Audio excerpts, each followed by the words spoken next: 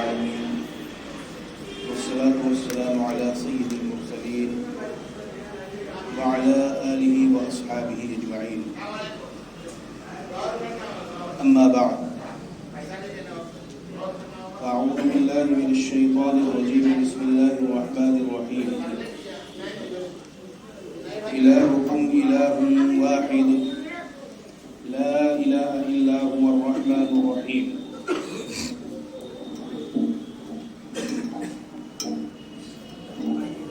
وقال تعالى في مقام آخر إن الله لا يغفر أن يشرك به ويغفر ما دون ذلك لمن يشاء صدق الله العظيم. میرے واجب الاحترام بزرگوں، بھائیوں، ساتھیوں، السلام علیکم ورحمۃ اللہ وبرکاتہ.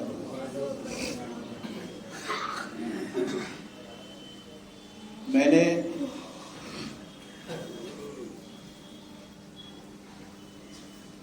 جن آیات طیبات کی تلاوت آپ حضرات کے سامنے کی ہے، سب سے پہلے اس کا ترجمہ آپ کی خدمت میں عرض کر دینا چاہتا ہوں، کیونکہ وقت کم رہتا ہے اور تمہید شروع کرنے کی وجہ سے بات ادھوری رہ جاتی ہے، بات مکمل نہیں ہو پاتی ہے.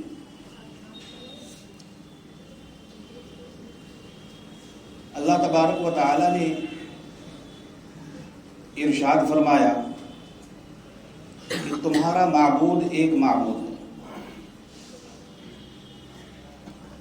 تمہارا پروردگار، تمہارا پالنہار، تمہارا کردگار ایک ہے، ایک کے سوا کئی نہیں ہیں، دو نہیں ہے، تین نہیں ہے، 10 نہیں ہے. اس سے قبل میں نے جب اس مضمون کو شروع کیا تھا 3 جمعہ قبل، اس میں تھوڑی سی بات اور اس کا تھوڑا سا ترجمہ آپ حضرات کی خدمت میں عرض کیا گیا تھا، لیکن بات اس میں بھی کمپلیٹ طریقے سے نہیں ہو پائی تھی. تو اللہ تبارک و تعالی یہ بتانا چاہتا ہے کہ تمہارا معبود ایک معبود ہے، اس ایک پروردگار کے علاوہ اور کسی کے سامنے سجدہ مت کرنا، اور کسی کو خدا مت ماننا، اور کسی کو پروردگار مت ماننا، کیونکہ وہ ایک ہے. لا الہ الا، کوئی معبود نہیں ہے، کوئی پروردگار نہیں ہے، کوئی خدا نہیں ہے، کوئی دیوتا نہیں ہے. وہ الرحمن الرحیم، وہی رحمان ہے، وہی رحیم ہے. رحمان الدنیا و رحیم الآخرہ، رحمان اور رحیم دونوں کی کیٹیگری ہے. دنیا کے اعتبار سے رحمان ہے اور آخرت کے اعتبار سے ہم مسلمانوں پر رحیم ہے. تو میرے محترم بزرگوں اور دوستو، اسی بات کی تعلیم دینے آئے تھے حضرات انبیاء کرام علیہم الصلاۃ والسلام. انہی پیغمبروں میں سے موحد اعظم،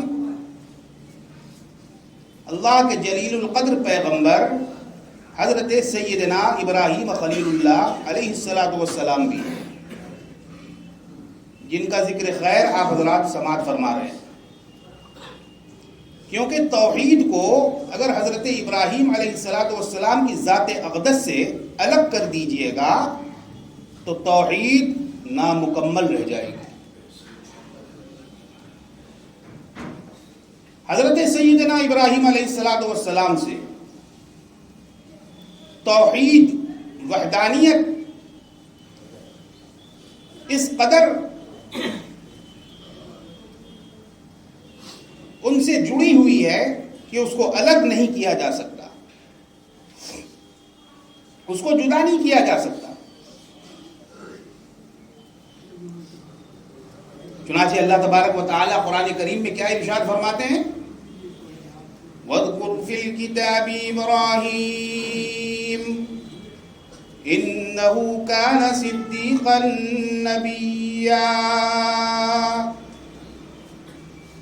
اللہ تبارک و تعالی فرماتے ہیں اپنے محبوب پیغمبر کملی والے جناب محمد الرسول اللہ صلی اللہ علیہ وسلم سے ابراہیم علیہ السلام کے بارے میں فرماتے ہیں کہ یاد کرو، ذکر کرو، بات کرو اس کی، اپنے جد امجد، اپنے دادا حضرت ابراہیم کو یاد کرو۔ کیوں یاد کرو؟ کیا بات ہے؟ ان کا ایسا کیا کارنامہ ہے کہ ان کو یاد کیا جائے؟ فرمایا انہو کان صدیقا نبیا، ارے وہ تو میرا سچا نبی تھا، صدیق نبی تھا، میرا پیارا محبوب پیغمبر تھا، اس کو یاد کرو۔ آگے فرمایا اذ قال لأبیہ یا ابتی، جب اپنے والد سے حضرت ابراہیم علیہ السلام نے دریافت فرمایا یا ابتی، اے میرے ابا جان، لم تعبد ما لا يسمع ولا يبصر، آپ ایسوں کی پوجا کیوں کرتے ہیں؟ آپ ایسوں کی عبادت کیوں کرتے ہیں؟ آپ ایسوں کی پرستش کیوں کرتے ہیں؟ آپ ایسوں کے سامنے کیوں جھکتے ہیں؟ ما لا يسمع، جو سنتے نہیں، ولا يبصر، جو دیکھتے نہیں، ولا یغنی عنک شیئا، اور نہ جو کسی کام آ سکتے ہیں، اور نہ جو کسی کام آ سکتے ہیں، بھلا آپ ایسوں کی عبادت کرتے ہیں؟ بھلا آپ کے نزدیک ایسا خدا ہوگا؟ ایسا مت کیجیے، ایسا مت کیجیے۔ ابراہیم علیہ السلام اپنے باپ کو نصیحت کرتے تھے۔ صرف باپ ہی بیٹے کو نصیحت نہیں کر سکتا ہے، بیٹا بھی باپ کو نصیحت کر سکتا ہے۔ اگر وہ غلط راستے پر ہے، غلط طریقے پر ہے، غلط روش پر ہے، اس کو بتا سکتا ہے، اس کو راستہ دکھا سکتا ہے، اس کو سمجھا سکتا ہے۔ دین کو پڑھنا ہو، اسلام کو سمجھنا ہو، قرآن کو پڑھیے، قرآن کو پڑھیے۔ ہر مسئلے کو اللہ تبارک و تعالیٰ نے بالکل آئینے کی طرح صاف و شفاف کر دیا ہے، بالکل کلیئر ہے، کوئی دھول نہیں ہے، کوئی گرد نہیں ہے، کوئی غبار نہیں ہے، بالکل صاف ستھرا ہے۔ مگر آج تو افسوس کی بات ہے کہ ہم لوگ تو قرآن پڑھتے ہی نہیں،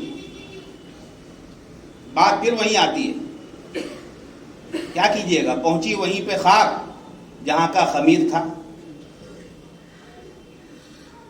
تو ہم لوگوں نے تو اپنے آپ کو بالکل مردہ کر رکھا ہے نا، زندہ بدست مردہ، چل بھی رہے ہیں، پھر بھی رہے ہیں، کھا بھی رہے ہیں، پی بھی رہے ہیں، لیکن پھر بھی دین کے اعتبار سے مردہ ہیں، دین کے اعتبار سے ہمارا جنازہ اٹھ چکا ہے۔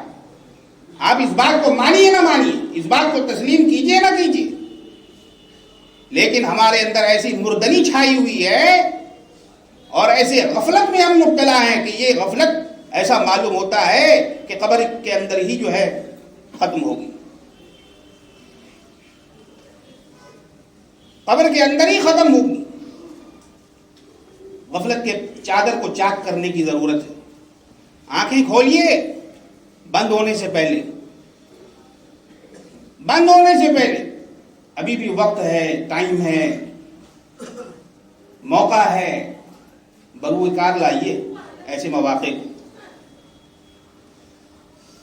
تو نصیحت فرمایا حضرت ابراہیم علیہ السلام نے کہ آپ ایسوں کی عبادت کرتے ہیں ابا جان، جو نہ سن سکتے ہیں، نہ دیکھ سکتے ہیں، نہ کسی کام آ سکتے ہیں۔ آگے کچھ اور بات چیت ہوئی دونوں باپ بیٹوں میں۔ اس کے بعد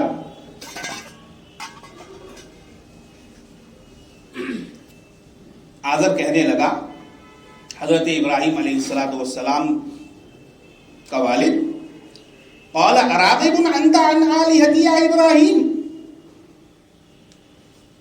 اے ابراہیم کیا تم ہمیں ہمارے معبودوں سے برگشتہ کرنا چاہتے ہو؟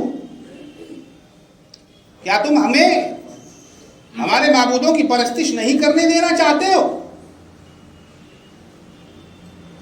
لئن لم تنتہی، اگر باز نہیں آئے، لأرجمنک، تم کو رجم کر دیں گے، سنسار کر دیں گے۔ سنسار کا مطلب سمجھتے ہیں؟ رجم کا مطلب سمجھتے ہیں؟ گڑھا کھود کر اور اس میں مرتکب جرم کو ڈال کر اور پتھر مارنا، سنگریزہ اس کے اوپر چلانا، اس کو کہتے ہیں رجم۔ اسلامی قوانین سے تو ہمارا پلہ ہی نہیں پڑا ہے۔ جو شادی شدہ زانی ہوتا ہے نا، زنا کرنے والا شادی شدہ، اور اس کے بارے میں اگر گواہ قائم ہو گئے، گواہوں نے گواہیاں اگر دے دی اور ثابت ہو گیا، قاضی نے اگر فیصلہ کر دیا، تو اس کے بعد کیا ہوتا ہے معلوم ہے نا؟ رجم ہوتا ہے، رجم۔ جو اسلامی قانون ہے، اسلامی لا ہے، اس کے اعتبار سے کیا ہوتا ہے؟ رجم ہوتا ہے۔ اس کو گڑھے کے اندر ڈالو، پوری قوم کو بلاؤ، پورے گاؤں والوں کو، قصبے والوں کو بلاؤ، شہر والوں کو بلاؤ، جمع کرو، قاضی کے سامنے اس کو رجم کرو۔ اتنا پتھر مارو، اتنا ڈھیلا چلاؤ کہ وہ بالکل ختم ہو جائے، ختم ہو جائے۔ آج زنا کتنا عام ہو گیا ہے، زنا کتنا عام ہو گیا ہے، شادی کتنی مشکل ہو گئی۔ صاف ستھری شادی، صاف ستھرا نکاح اتنا وبال جان بن گیا ہے کہ لوگ قرضوں تلے دب چکے۔ بہت سارے گھروں میں تو بچیوں کی شادیاں تک نہیں ہو رہی ہیں، اسی وجہ سے، کیونکہ ہم نے اس کو خود بھاری بنا رکھا ہے۔ آج دیکھیے یہ گناہ بھی بہت کثرت سے عام ہو رہا ہے، بہت کثرت سے۔ شادی شدہ ہے لیکن اس کی نظریں کسی اور کے اوپر ہیں، مگر وہ بے وقوف بھول گیا ہے کہ اس کی اصل نظر پروردگار کی اس کی طرف ہے، جو ہر وقت اس کو دیکھ رہا ہے، جو ہر وقت اس کے اوپر نظر رکھے ہوا ہے، جس نے ہر وقت کندھوں پر پہرہ دار کو بٹھایا ہوا ہے۔ یہ اس کی کھوپڑی میں نہیں گھستا، یہ اس کو بات سمجھ میں نہیں آتی۔ جائز اور حلال طریقے سے زندگی گزارنے کی کوشش کریں، حرام طریقے سے نہیں۔ حرام طریقوں سے کمایا ہوا مال، حرام طریقوں سے کمائی ہوئی جائیدادیں اور حرام طریقوں سے کمائے ہوئے جتنے بھی آپ کے پاس مال و دولت ہیں، وہ سب کے سب بالکل ختم ہو جائیں گے، فنا ہو جائیں گے۔ تو اس کا مطلب ہے، رجم کا یہ مطلب ہے۔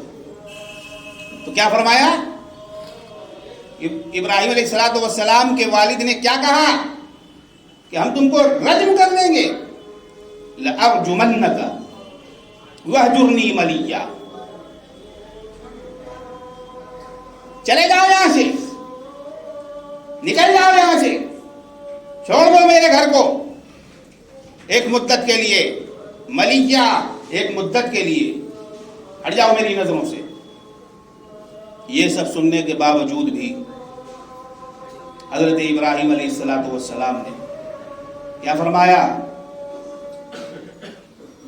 قال سلام. فرمایا جیسے ہم لوگ کہتے ہیں نا، چلے بھائی خدا حافظ، چلے بھائی السلام علیکم. آج کل تو لوگ سلام بھی صحیح سے نہیں کر پاتے. السلام علیکم، یہ سلام ہے؟ السلام علیکم یہ کیا چیز ہے؟ ملیکم، السلام شروع میں کیا ہے؟ سلام کا جو اصل قاعدہ ہے، جو اصل طریقہ ہے، وہ کیا ہے؟ السلام علیکم. جیسے نماز میں سلام کرتے ہیں ہم لوگ، دائنی طرف السلام علیکم ورحمۃ اللہ، بائیں طرف السلام علیکم ورحمۃ اللہ، اس طرح سے سلام کرنے کا حکم ہے. تو کیا فرمایا حضرت ابراہیم علیہ السلام نے؟ سأستغفر لك ربی انه كان بی حفیہ.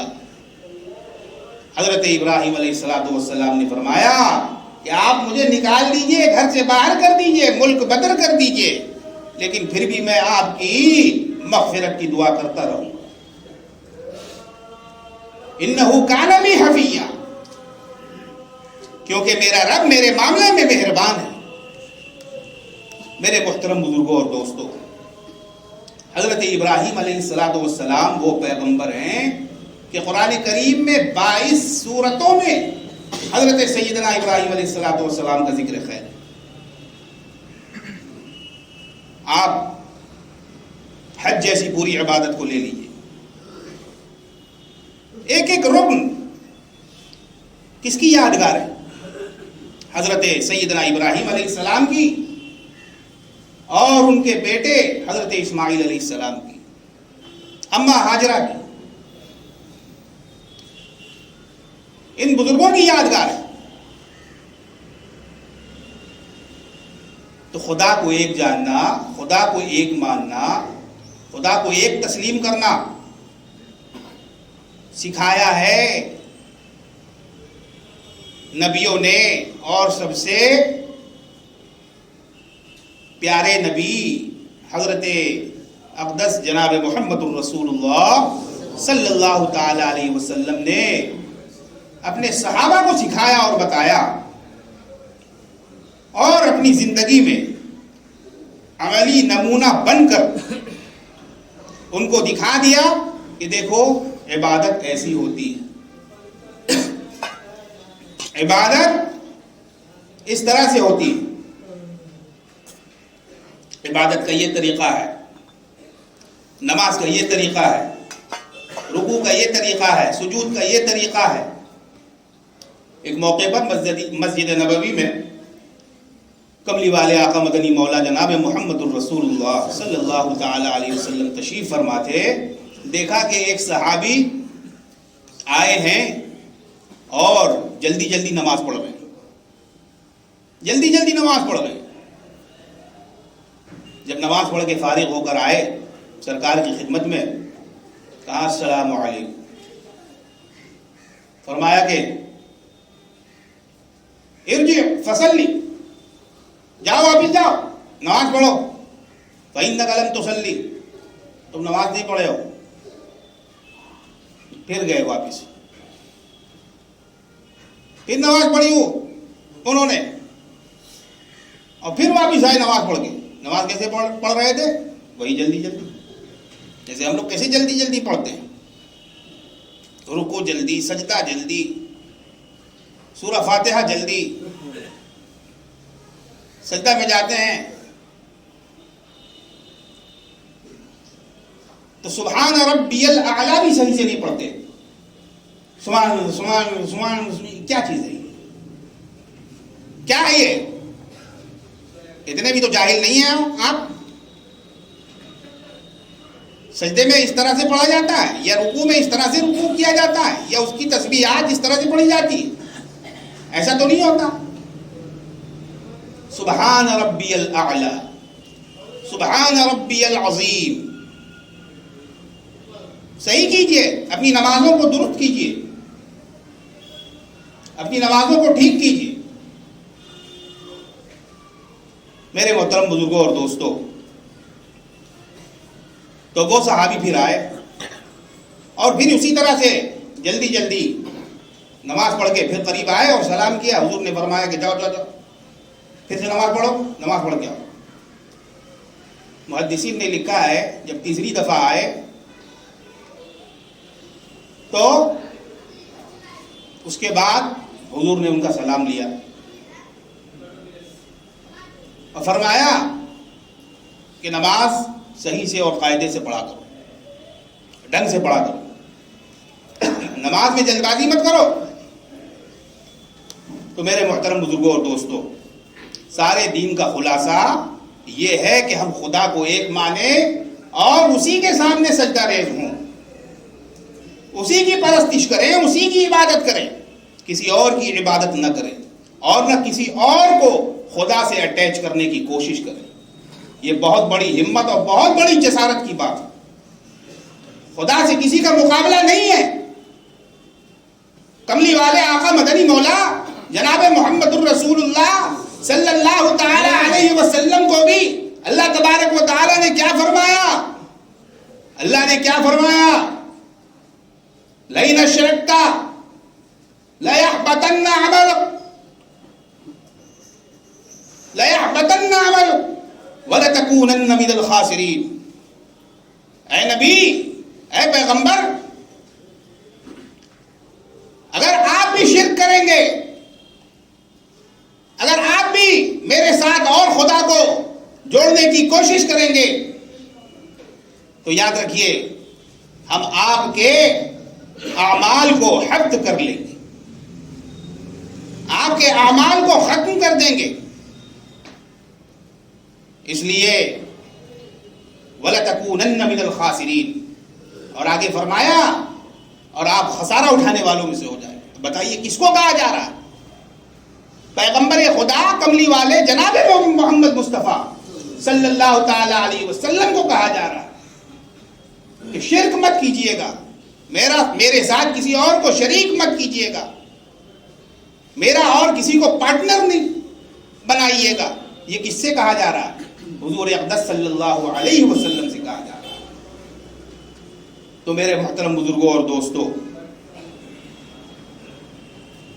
توحید بہت بڑی چیز ہے اور شرک جو ہے وہ سب سے گھٹیا چیز ہے، بہت خراب چیز ہے. اس لیے ہم سبوں کو شرک سے بچے رہنے کی اللہ تبارک و تعالی توفیق دے اور اس سے ہم بچتے رہیں. دیکھیے وقت ختم ہو گیا ہے اور بات بھی ادھوری رہ جاتی ہے. ایک بات آخری عرض کر کے اپنی بات ختم کرنا. توحید کو سمجھنا ہے، نبیوں سے سمجھیے، پیغمبروں سے سمجھیے، اولو العزم پیغمبروں سے سمجھیے، بڑے بڑے نبیوں سے سمجھیے. دریا ہے، دریا ہے، دریا میں ایک کشتی ہے. کشتی کے اندر کون ہے؟ کشتی کے اندر ایک نبی ہے، کشتی کے اندر ایک پیغمبر ہے، کشتی کے اندر خدا کے چہیتے بندے ہیں. ہچکولے کھانے لگتی ہے کشتی ہچکولے کھانے لگتی ہے، دریا کی طغیانی میں پھنس جاتی ہے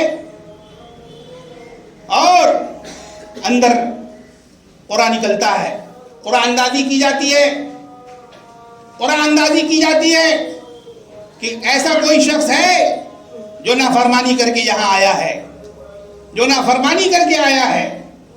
چنانچہ قرآن اندازی جب کی جاتی ہے تو 3 دفعہ نام کس کا نکل کر آتا ہے، 3 دفعہ قرآن ڈالا جاتا ہے اور نام کس کا آتا ہے؟ سیدنا یونس علیہ السلام کا، نکال کے کشتی کے باہر ان کو کر دیا جاتا ہے، دریا میں ڈال لیا جاتا ہے۔ کیوں؟ کیونکہ اگر پیغمبر کے ہاتھ میں خدائی قدرت ہوگی، خدائی طاقت ہوگی، خدائی حکومت ہوگی تو ان کو کبھی کشتی سے باہر نہیں کیا جا سکتا تھا۔ تو میرے محترم بزرگوں اور دوستوں، اللہ تبارک و تعالی ہمیں توحید کو سمجھنے کی توفیق عطا فرمائے اور توحید پر عمل کرنے کی توفیق مرحمت فرمائے۔ بس انہی باتوں کے ساتھ میں اپنی بات ختم کرتا ہوں۔ وآخر دعوانا ان الحمدللہ۔